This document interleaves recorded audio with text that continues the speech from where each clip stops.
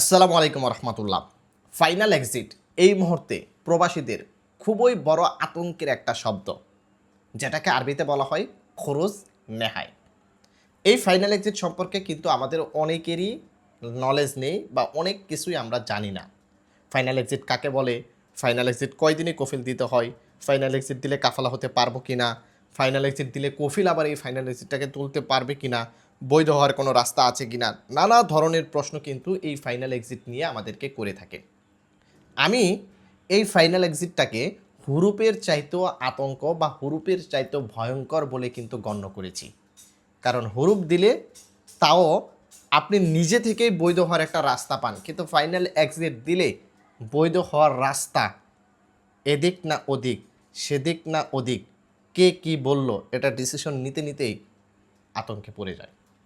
তো আজকে এই ফাইনাল এক্সিট বিষয়ে আপনাদেরকে তথ্য দিব। তো আমি আছি আপনাদের সঙ্গে মোহাম্মদ তৌফিক আলী ট্রাভেলসের পক্ষ থেকে সকলকে জানাচ্ছি আন্তরিক শুভেচ্ছা অভিনন্দন। বিশেষ করে যারা এই মুহূর্তে সৌদি আরবে ঢুকতেছে এরাই কিন্তু মূলত ফাইনাল এক্সিট সম্পর্কে জ্ঞান রাখতে পারতেছে না বা এই আইনটা সম্পর্কে বুঝতেছে না। আর পুরাতনরাও কিন্তু এই আইনটা সম্পর্কে অনেক ক্ষেত্রেই বুঝতে পারতেছে না, কারণ বর্তমানে আইনটা খুবই জটিল। যদি আপনাকে কফিল বা কোম্পানি এই মুহূর্তে ফাইনাল এক্সিট দেয়, তাহলে আপনি ফাইনাল এক্সিটের কয়দিন মেয়াদ পাবেন, এটা কিন্তু কমন একটা প্রশ্ন। পূর্বের নিয়ম ছিল যখনই আপনাকে ফাইনাল এক্সিট দেখ না কেন আপনি ফাইনাল এক্সিটের 60 দিন মেয়াদ পাবেন, কিন্তু বর্তমানে এই নিয়মটা নেই।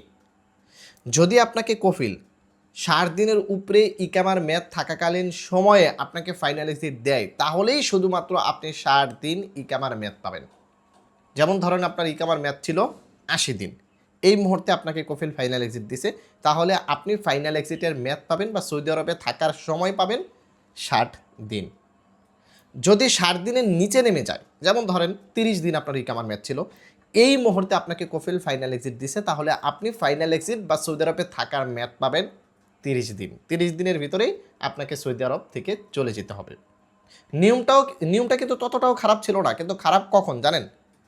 যখন আপনার ইকামার মেয়াদ একদিন থাকতেছে, এই মুহূর্তে কফিল আপনাকে ফাইনাল এক্সিট দিল, তাহলে আপনি ফাইনাল এক্সিট বা সৌদি আরবে থাকার মেয়াদ পাবেন একদিন। এমনও ঘটনা আছে কফিল বা কোম্পানি ফাইনাল এক্সিট দেওয়ার এয়ারপোর্টে যেতে যেতেই ফাইনাল এক্সিটের মেয়াদ শেষ হয়ে গেছে, দেশে যেতে পারে নাই, মানে অবৈধ। তাহলে বুঝে নেন যে হুরুপের চাইতে কতটা আতঙ্কের একটা শব্দ হচ্ছে ফাইনাল এক্সিট বা খরচ নেহায়। আর এই ফাইনাল এক্সিট যদি আপনাকে দেয়, তাহলে কি আপনি বৈধ হতে পারবেন? যেমন ধরেন আপনাকে ফাইনাল এক্সিট দিয়েছে, আপনি ফাইনাল এক্সিটের মেয়াদ পাইছেন 30 দিন। এখন কি এই 30 দিনের ভিতরে আপনি অন্য কোথাও কাফালা হতে পারবেন? এটা কিন্তু কমন প্রশ্ন। অন্য কোথাও কাফালা হতে পারবেন না। আবার ধরেন আপনার এই 30 দিন শেষ হয়ে গেছে বা ফাইনাল এক্সিট এক্সপায়ার হয়ে গেছে, এরপর আপনি দেশে যাননি, সৌদি আরবে আছেন, এখন চাইলে কি কোনো অস্তা ধরে আপনি কাফালা হতে পারবেন? পারবেন না। এক কথায় উত্তর হচ্ছে আপনি কাফালা হতে পারবেন না বা বৈধ হতে পারবেন না। এখন তাহলে আপনার এই ফাইনাল এক্সিট থাকাকালীন আপনাকে কে বৈধ করতে পারবে? আপনার কফিল বা কোম্পানি ক্ষমতা রাখে আপনার ফাইনাল এক্সিট দেওয়ার, এবং এই কফিল বা কোম্পানি আবার ক্ষমতা রাখে আপনার এই ফাইনাল এক্সিট তুলে নেওয়ার।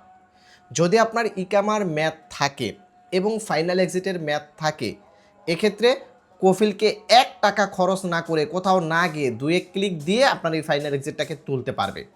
আর যদি আপনার ইকামার মেয়াদ চলে যায় অথবা ফাইনাল এক্সিটের মেয়াদ চলে যায়, তাহলে আপনার ইকামা নতুন করে রিনিউ করে আবার আপনার এই ফাইনাল এক্সিটটাকে কফিল তুলে নিতে পারবে।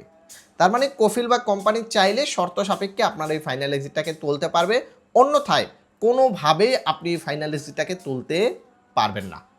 আশা করি বন্ধুরা বুঝতে পেরেছেন। ভিডিওটা খুবই গুরুত্বপূর্ণ, দয়া করে ভিডিওটিকে শেয়ার করে দিয়ে প্রবাসী ভাইদেরকে সচেতন করবেন, আইন সম্পর্কে জানার তৌফিক দান করবেন।